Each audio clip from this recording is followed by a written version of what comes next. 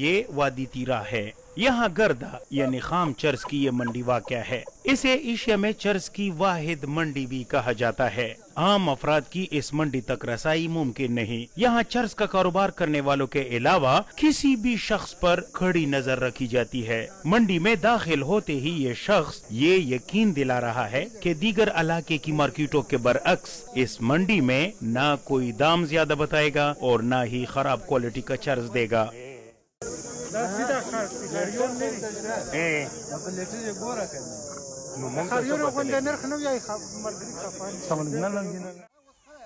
عبدالغنی خان نے منڈی کا وقت ختم ہونے سے پہلے آج اپنا کاروبار بند کر دیا. جب وجہ پوچھی تو بتایا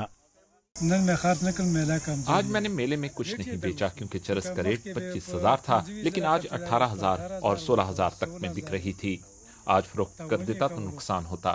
ہاں البتہ کوئی ضرورت ہوتی تو پھر بیچ دیتا. جب چرس کو علاقے سے باہر سمگل کرنے میں مشکل ہوتی ہے اور راستے میں سخت چیکنگ ہوتی ہے تو ریٹ خراب ہو جاتا ہے. یہاں مقامی لوگوں کی مالی حالت اس قابل نہیں کہ وہ خرید سکیں.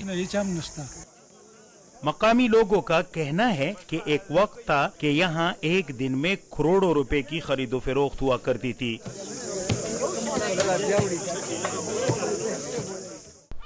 افغان صوبہ ننگرہار کی سرحد پر واقع وادی تیرا پاکستانی قبائلی علاقوں خیبر، کھرم اور اورکزئی اضلاع میں پھیلی ہوئی ہے. تیرا کی اس منڈی میں کھلے عام ویڈیو ریکارڈنگ اس لیے ممنوع ہے کیونکہ یہاں کے باسیوں کا خیال ہے کہ یہ علاقے کی بدنامی کا باعث بنتی ہے اور باہر سے آنے والے لوگ علاقے کی صدیوں پرانی ثقافت اور روایات کو نہیں سمجھتے. میں نے عبدالغنی سے پوچھا کہ معیاری چرس کی پہچان کیا ہوتی ہے تو انہوں نے ڈبے کا ڈھکن ہٹا کر کہا معیاری چرس کا پتہ خوشبو سے لگ جاتا ہے. اچھی چرس کی ایک خاص مہک ہوتی ہے، اگر وہ نہ ہو تو پھر سمجھ جاؤ کہ چرس کی کوالٹی اچھی نہیں.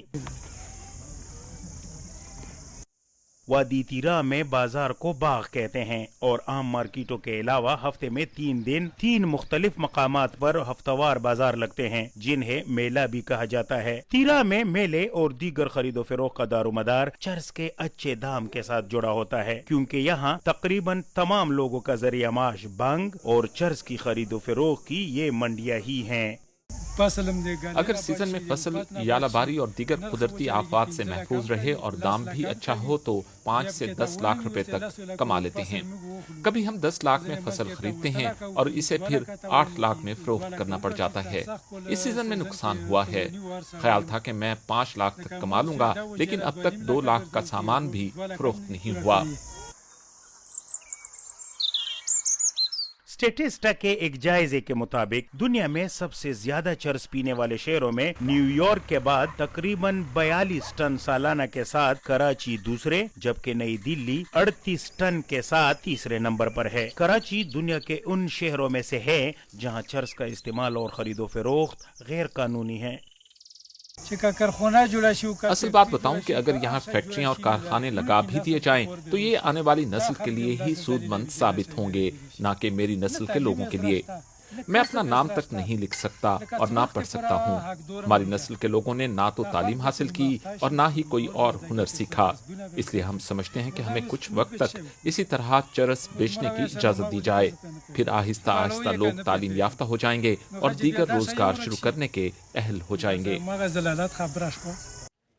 ماہرین کہتے ہیں کہ اگر پاکستان میں سگریٹ کی طرح چرس پر بھی ٹیکس نافذ کر دیا جائے تو پاکستان کو سالانہ 13 کروڑ ڈالر سے زائد کی آمدن ہو سکتی ہے اور عبدالغنی کی طرح تیرا کے زیادہ تر افراد بھی بے روزگاری سے بچ سکتے ہیں. مدثر شاہ، DW نیوز، تیرا.